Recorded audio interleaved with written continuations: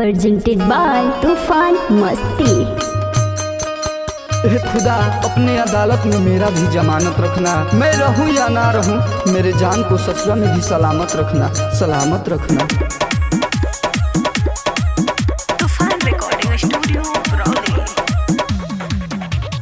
और दिला को त जान के हमारा छोड़ी के जातिया गोरी रे, जातिया गोरी रे।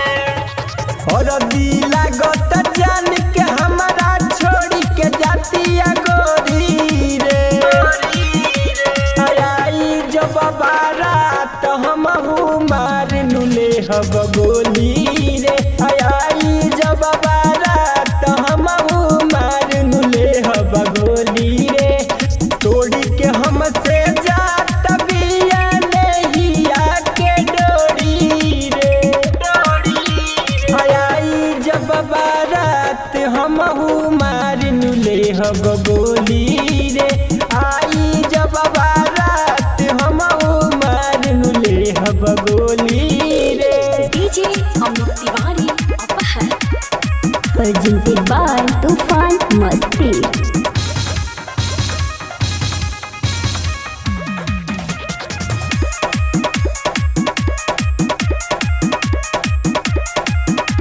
तूफान रिकॉर्डिंग स्टूडियो ब्रौली। कौन कमी रहे हमके भूला तारी रे, हमके भूला तारी रे। जाके दूसरा के रंग में रंगा तारी रे, रंगा तारी रे। कौन कमी रहे हमके भूला तारी रे, जाके दूसरा के रंग में रंगा तारी रे।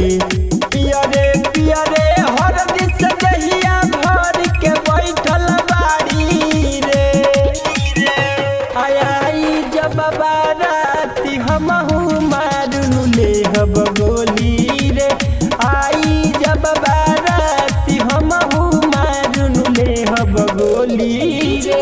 अमित तिवारी अपहर।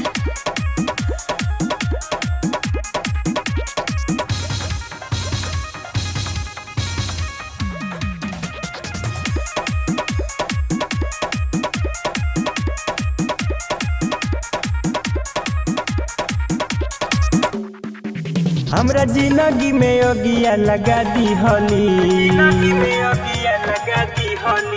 यादो सुनील के पागल बना दी होली,